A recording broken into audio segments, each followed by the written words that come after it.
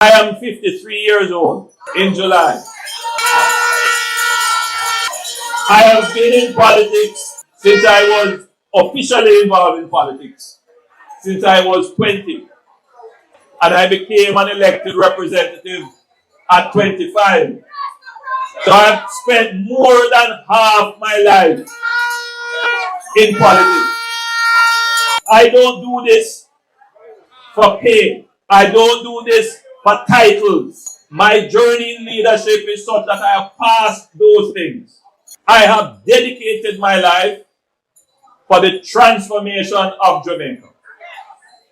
And that journey started right here in Spanish Town. I was born at the Spanish Town Hospital, but immediately went to live with my great grandmother at 56 Cumberland Road. I went to a little basic school in Hampton Green. Then I went to Spanish Town Primary. I was there on the shift system, like everybody walked to school. I do see some people who will stop me every now and again and say, you know, we were in class together. And then I went to St. Catherine High School. So because my journey started here with you, I can identify with you. And you can identify with me. You know that I am genuine. My quest to continue to lead the country comes from a genuine place that cannot be questioned. My loyalty to this country cannot be questioned. My commitment, dedication cannot be questioned. My allegiance to this country cannot be questioned. I have chosen to give my life in service to Jamaica. It was not a second thought. It was not to put on my resume. It is because I love, care, and respect the people of this country. Because I, like you, went through the struggle. I don't try to wear struggle as a badge. And I am not saying that because I went through the struggle like all of you, I should be elected. That is not my point.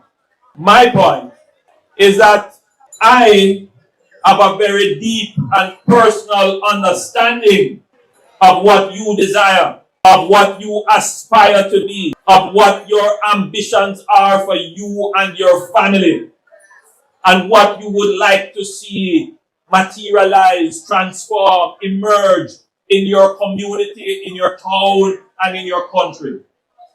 But more than that, you can see your government, which I administer on your behalf, has delivered many of the things that you have dreamt about, that you are hoping that it will happen.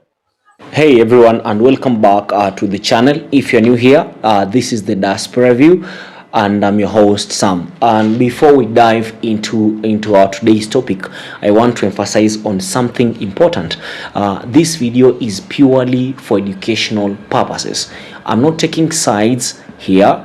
My goal is to facilitate learning for all of us. We are all here to learn, and both from the insightful creators of these clips or the speakers. I'll be referencing also from your valuable comments. I'll be responding to your comments, and from me, your speaker. It's a collective learning experience, and today we're going to dive into a truly heated and fascinating Jamaican political breakdown, focusing on the two prominent figures: the most honorable Prime Minister, that is Andrew Holness, and the leader of opposition, Mark Golding. So first up, let's talk about Dr. Andrew Holness. He was born on July 22nd, 1972 in the historic town of Spanish Town, St. Catherine. Prime Minister Holness' upbringing was, by many accounts, quite modest. He lived in Cumberland Road, and his early education took him through Hampton Green Basic School, Spanish Town Primary, and then to St. Catherine High School.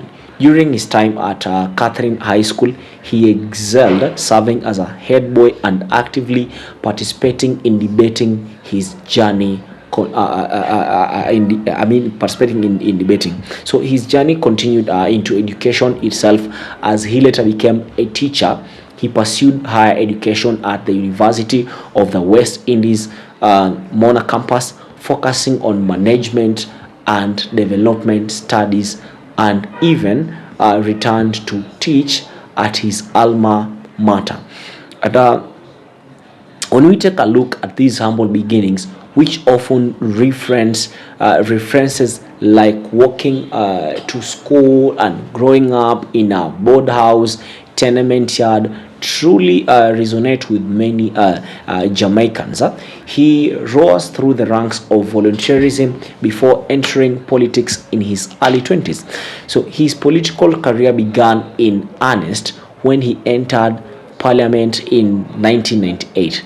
He then served as a minister of education from 2007 to 2012, and he has been prime minister since 2016, making him the youngest person ever elected to that post and the firstborn after Jamaica's independence. Okay, so his supporters frequently point to this long-term public service as a clear indicator of his deep commitment to the nation. And now let us talk about this guy, Mark Golding. So on the other hand, he was born on July 19th in 1965 in Mona. His background presents a more internationally diverse picture. His education took him to prestigious institutions like Oxford University and University College of London (UCL). He previously served as the Minister of Justice from 2012 to 2016, and he has been the leader of opposition since 2020. Golding often comes across as polished and articulate, having a background as a lawyer who transitioned into investment banking.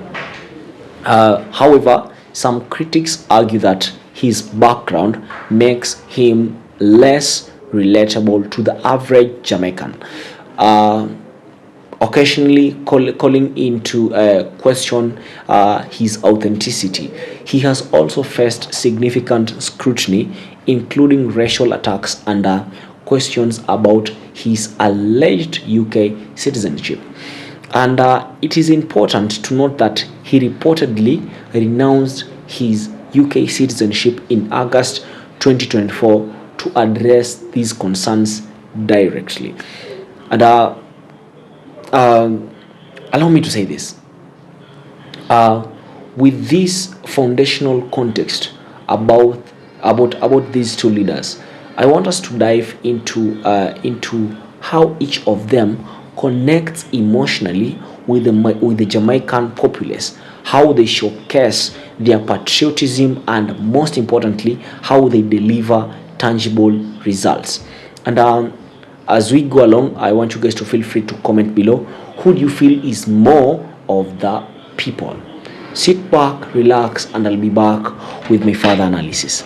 I am 53 years old in July. I have been in politics since I was officially involved in politics, since I was 20. And I became an elected representative at 25. So I've spent more than half my life in politics. I don't do this for pay. I don't do this for titles. My journey in leadership is such that I have passed those things. I have dedicated my life for the transformation of Jamaica. And that journey started right here in Spanish Town. I was born at the Spanish Town Hospital, but immediately went to live with my great grandmother at 56 Cumberland Road. I went to a little basic school in Hampton Green. Then I went to Spanish Town Primary. I was there on the shift system, like everybody walked to school. I do see some people who will stop me every now and again and say, you know, we were in class together. And then I went to St. Catherine High School. So because my journey started here with you, I can identify with you. And you can identify with me. You know that I am genuine. My quest to continue to lead the country comes from a genuine place that cannot be questioned. My loyalty to this country cannot be questioned. My commitment, dedication cannot be questioned. My allegiance to this country cannot be questioned. I have chosen to give my life in service to Jamaica. It was not a second thought. It was not to put on my resume. It is because I love, care, and respect the people of this country.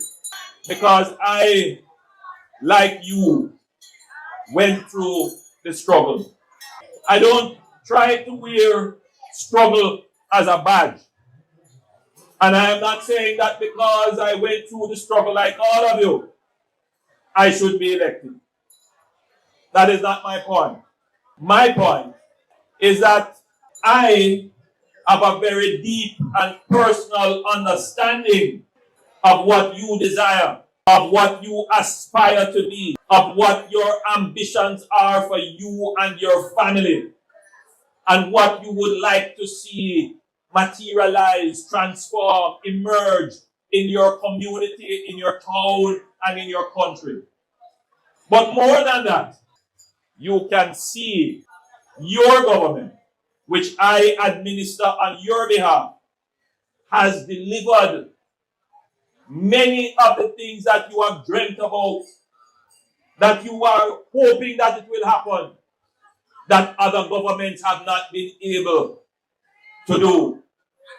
So you have a government, you have a leader that come from you, that understand your dreams, your ambition, that can put it into a vision, that created a plan, and the plan is working day by day, delivering for you, the people of the country. Okay guys, welcome back to the channel, and I'd like us to talk about authenticity and relatability. And when we talk about and wholeness authenticity, we talk about how this Prime Minister, how Prime Minister Holness has consistently stacked his entire narrative on being that local kid who walked the same streets. He often emphasizes his upbringing in Spanish Town, stating he went through the struggle much like many other Jamaicans. This narrative genuinely resonates with a large segment of Jamaican's population. People do remember someone who was just another youth from the area, and someone who understood that it meant to walk home safely from school or attend local institutions. Interestingly, even when early reports surfaced about loan delinquency from his younger days, his supporters ingeniously spun it into a symbol of his ability to rise from humble beginnings, further reinforcing his image as a self-made individual. This perception of having truly experienced the common person's struggles provides him with a powerful and accessible connection. On the other hand, when we talk about Mark Golding's authenticity, there is a contrast because his upbringing was in a more bilingual and a mixed heritage environment. His father was English and his mother was Australian Jamaican, followed by his education at Oxford.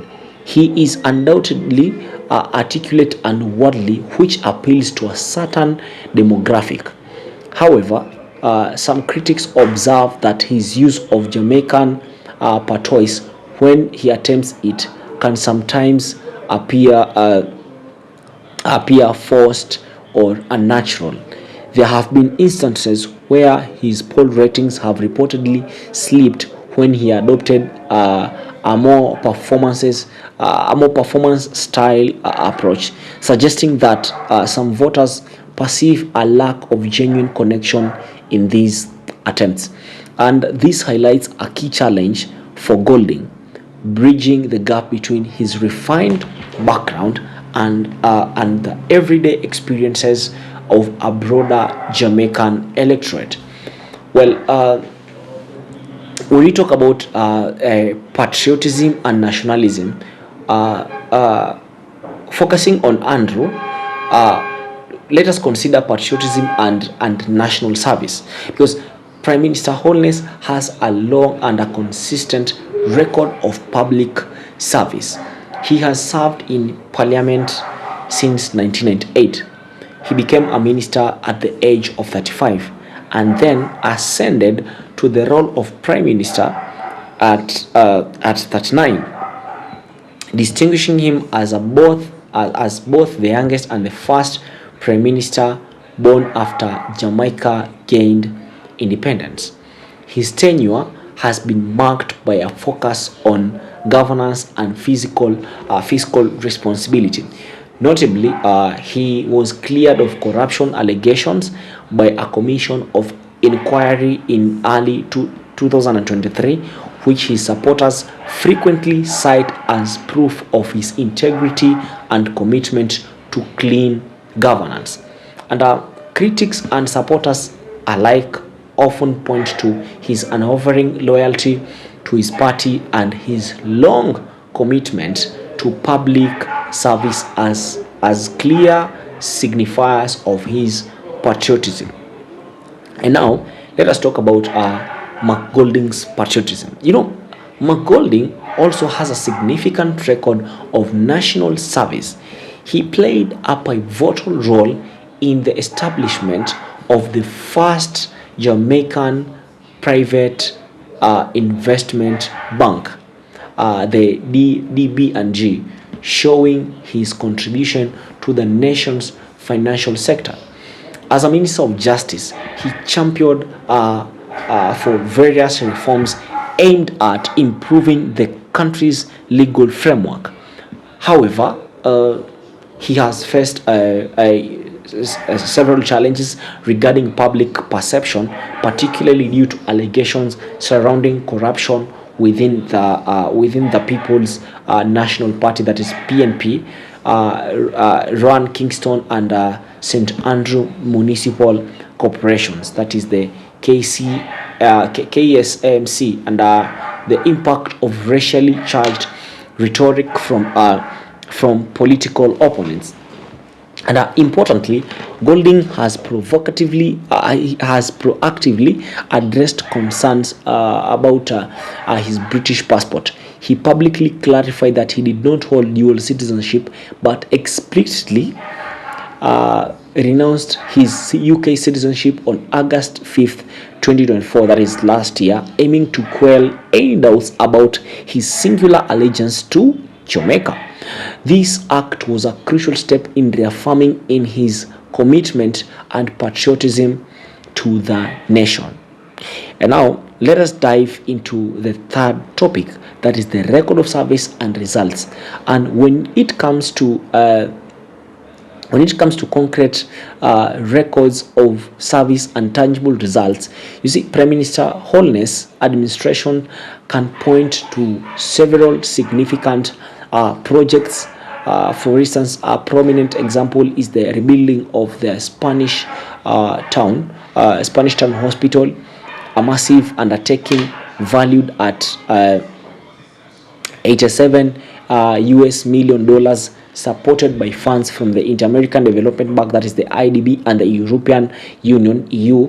He often makes the case that decades ago, Jamaica lacked the necessary skills for such large-scale infrastructure projects, and now, under his leadership, the country is actively building its capacity.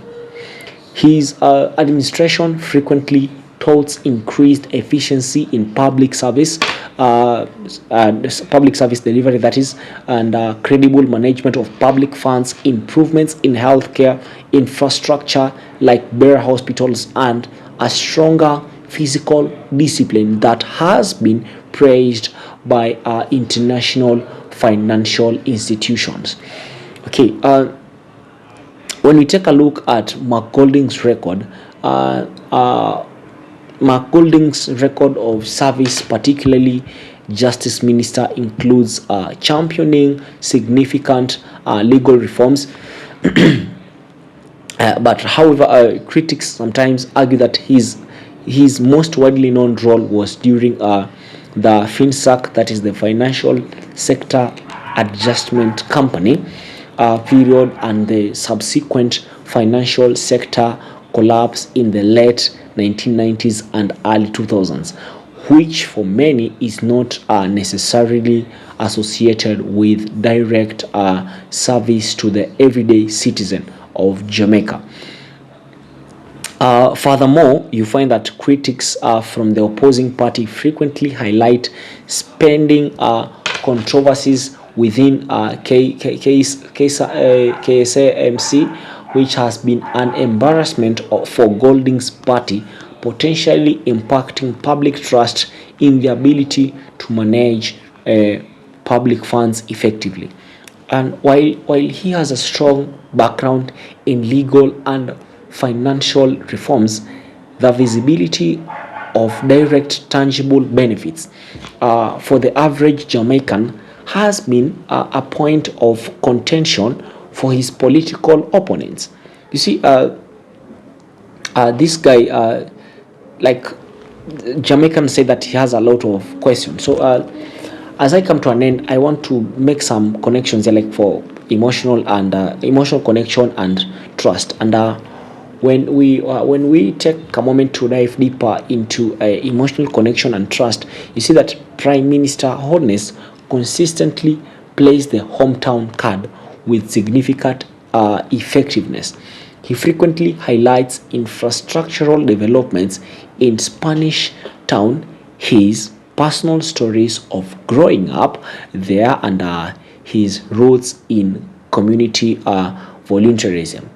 And this narrative strategy tends to build trust almost instantly with a broader segment of the electorate, particularly those who identify with similar humble beginnings or live in communities that have seen similar challenges. And his ability to connect on this deeply personal level often makes voters feel that he understands their daily realities. And on the other hand, when you look at Mark Golding's emotional connection, you find that he has a more elite image while appealing to urban professionals, intellectuals, and parts of the diaspora can sometimes struggle to resonate in rural communities. In these areas, voters often ask very direct questions like, "Have I ever met him?" or "Has he ever come to my area and helped with a local initiative?"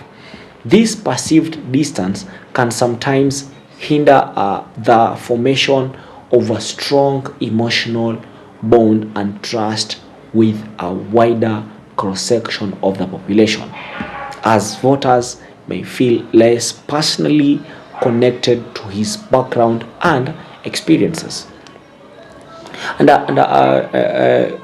number two is that we look at their leadership style and the image. For Andrew Holness, over time, he has deliberately softened his public image. He has cultivated the broguard persona, which involves wearing more casual attire like clerks sneakers, particularly during public appearances. And this strategic move aims to convey a sense of relatability and approachability without crucially sacrificing his gravitas as a national leader. This blend of relaxed demeanor and seriousness in leadership has largely been successful in making him appear more of the people. But when you move to Mark Golding's style of leadership, conversely, Mark Golding's attempts to adopt a more laid-back style, such as wearing a Kangol hat, have at sometimes been met with mixed reactions. Some public opinion polls have indicated that these attempts have not always resonated positively, with some critics labeling them as cringeworthy or too contrived. This suggests that while aiming for relatability, the execution sometimes misses the mark, potentially reinforcing the perception that his attempts to connect are not entirely natural. And then there is number three, there is how they handle criticism and controversy. And when we talk about Andrew Holness' handling of criticism, when he's faced with criticism, Holness has often responded directly and transparently, like just openly. For instance, regarding delays in hospital projects or budgetary concerns, he has emphasized practical challenges such as a historical lack of local skilled labor, the complex nature of long-term infrastructure repairs, and the need for physical prudence. And you see, this approach aims to provide logical explanations and demonstrate a commitment to long-term solutions, often deflecting immediate blame by focusing on broader national challenges. And for Mark Golding's handling of criticism and controversy, he has also had to contend with significant criticism and controversy, particularly racial attacks. He has consistently dismissed these as desperate tactics, often linking them to what he perceives as a failing political appeal from his opponents, by framing such attacks as a distraction from substantive policy debates. And he attempts to elevate the discourse and position himself as a victim of baseless personal attacks, and rather than a leader whose policies are under scrutiny. And number four, when we look at their delivery versus vision, you find that Prime Minister Holness supporters frequently emphasize his administration's focus on concrete projects and tangible deliverables.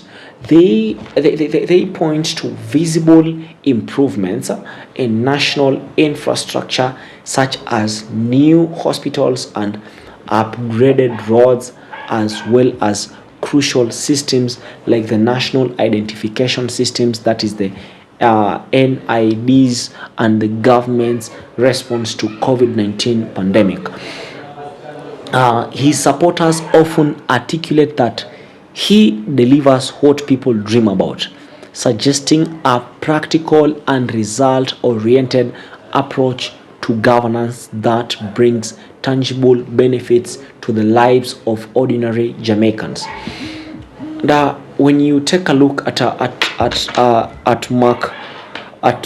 Mark Golding's vision, you find that Mark Golding often articulates a compelling vision for Jamaica, frequently drawing upon his extensive legal and investment banking background to outline comprehensive reforms. He speaks of modernizing institutions, fostering economic growth through sound financial policies, and also ensuring social justice. However, you find that sometimes critics argue that there has been limited visibility of tangible benefits or specific projects directly linked to his leadership, especially in comparison to the more visible infrastructure projects touted by the current administration.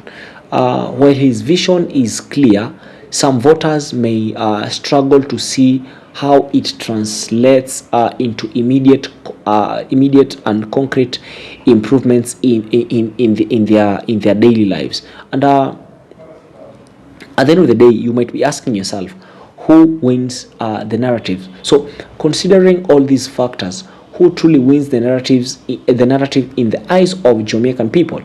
On authenticity, you find that Prime Minister Holness, by many accounts, hands down feels more he feels more of the people.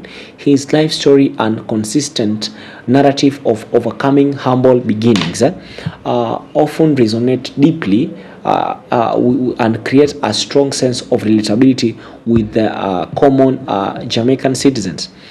Regarding patriotism, both leaders have strong credentials, and you see that Holness demonstrates it through his long-term political service and a relatively clean track record in public life.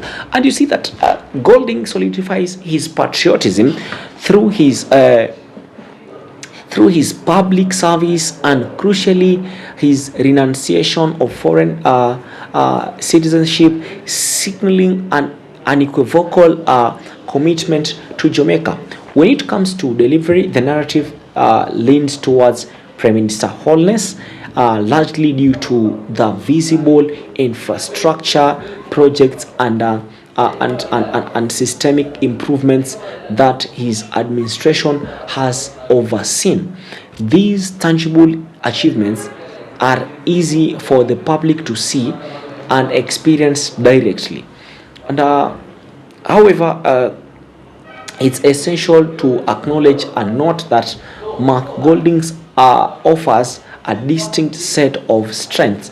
His intellect, his global insight from his international education and career, and his clear vision for legal and justice reforms. So you find that these qualities can be particularly appealing to a certain to certain demographics, especially among urban professionals, the Jamaican diaspora, and the youth who are often looking for a forward-thinking leadership.